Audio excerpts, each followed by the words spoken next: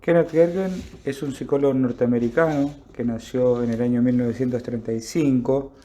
y ha desarrollado una prominente carrera académica en la enseñanza y en la investigación de la psicología y especialmente de la psicología social.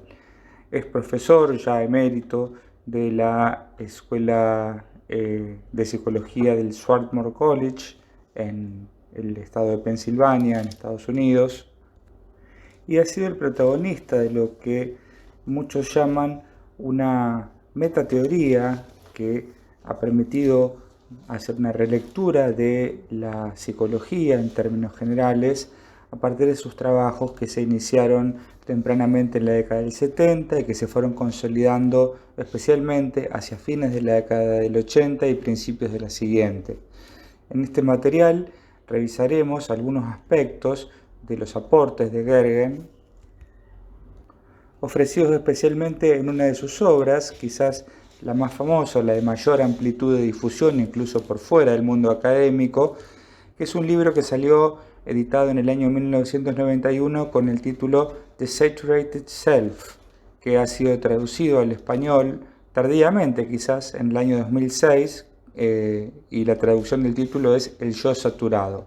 Este libro, como decíamos, se convirtió en una especie de bestseller, en el sentido de que la difusión de la lectura excedió con mucho el ámbito académico para llegar al público en general. Nos interesarán especialmente los aportes de este autor en el sentido de que sus fundamentos han sido tomados y reelaborados por el campo de las terapias familiares y más ampliamente el campo de la psicoterapia, específicamente las terapias de tradición sistémica que por entonces, como hemos descrito en un recurso anterior, es decir, por la década del 80, se encontraba en pleno proceso de recepción de la influencia del constructivismo como metáfora o como soporte epistemológico para la reelaboración de los abordajes clínicos. Gergen ataca directamente lo que él llama las concepciones románticas y modernistas del yo, en el sentido de ubicar al yo como sede de los procesos de identidad y de individuación, que para él son propias de un discurso y una lógica relacionada con la perspectiva moderna o de la modernidad. Su principal tesis es sostener la idea de que la saturación social a la que estamos sometidos en este contexto posmoderno, bombardeado por información y requerimientos de participación y de comunicación constantes y permanentes de diferentes índoles, en los diferentes planos relacionales, desde las redes sociales, desde los medios de comunicación y demás, van produciendo un cambio profundo en nuestro modo de comprender nuestro yo o nuestra propia identidad. El posmodernismo, o esta etapa de la historia que algunos designan como posmodernidad, para Gergen pone en tela de juicio el concepto de la esencia personal, esta idea tan propia para este autor de la modernidad, en donde las personas somos realmente una determinada cosa en oposición a cosas que no somos. Para él, la idea esta de que hay algo que nosotros somos realmente es precaria, es producto de una cultura que se desarrolló en un determinado momento histórico e inclusive él describe, en términos comparativos, una serie de investigaciones antropológicas en donde se expresa que en otros contextos sociohistóricos y culturales esta identidad individual en la que nosotros sostenemos nuestra experiencia o tendemos a sostener nuestra experiencia habitual es un supuesto que no es comprendido o no es compartido en absoluto. En definitiva, lo que sí parece ser compartido en los diferentes marcos culturales y sociohistóricos en donde los seres humanos desarrollamos nuestra vida y nuestras relaciones, es que el sentido de sí mismo, de nosotros mismos, e inclusive las emociones que nosotros sentimos, que creemos un patrimonio completamente intrínseco, personal, nacen, se desarrollan y tienen sentido siempre en un contexto relacional. Dicho de otra manera, La identidad para Gergen es producida por las narraciones que surgen en los intercambios comunes en los grupos sociales. Se remite la identidad a narraciones del yo más que a elecciones individuales, es decir, nuestra identidad es una identidad relatada y ese relato está consensuado y articulado en nuestra red de relaciones personales. De hecho, las emociones ocupan un lugar en ese contexto, pues corresponden a modos de funcionamiento social que se insertan en determinadas secuencias relacionales y escenarios compartidos. En otras palabras, la propuesta de Gergen propone una crítica a la perspectiva modernista del mundo, como si el mundo fuera una máquina que hubiera que descifrar y comprender para manipular. Nos propone la idea de que tenemos la posibilidad de ser protagonistas de múltiples libretos a los que somos invitados a participar y a escribir en conjunto en nuestra red de relaciones con otras personas, y a partir de ahí ir elaborando lo que consideramos nuestra identidad en el marco de esa red relacional.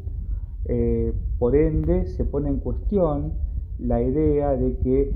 hay ciertas características del yo que son propias, que son internas, que son intrínsecas, y Gergen considera esto una herencia del romanticismo y de la edad moderna que ya ha terminado.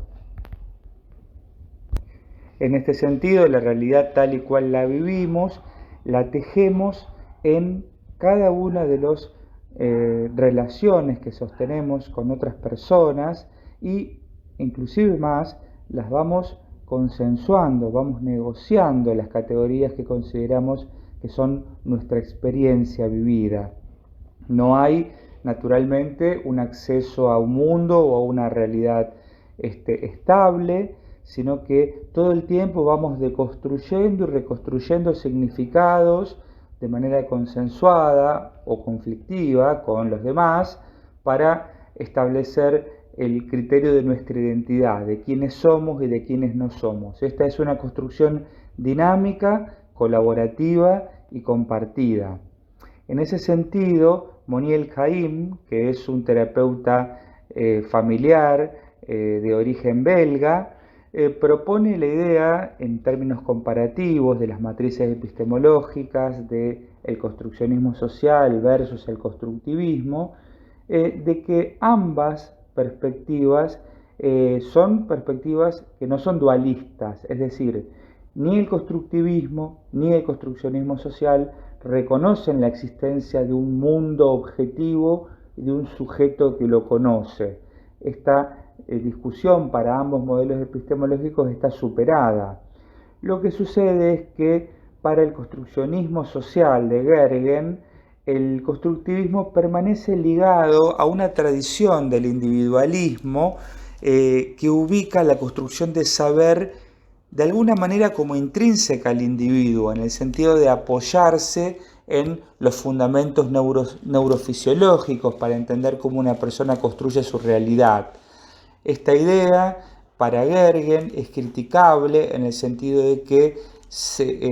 es considerable el constructivismo como un nuevo bastión de ese individualismo que, para este autor, debería haber quedado atrás al superar la perspectiva modernista e dualista.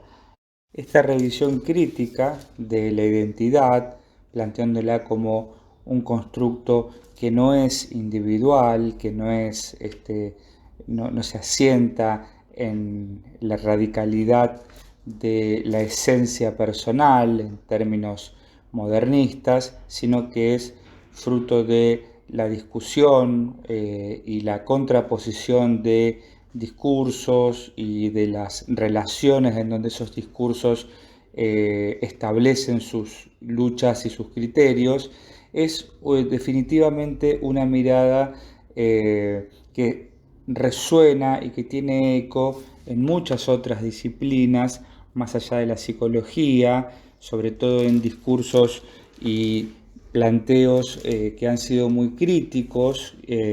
con los supuestos conceptuales hegemónicos. Estamos hablando de las teorías de género, estamos hablando de las metodologías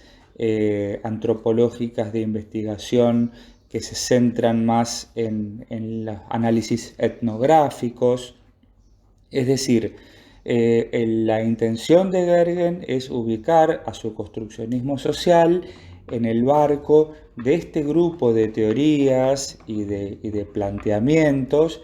que están llamados a realizar una revisión crítica de las categorías que con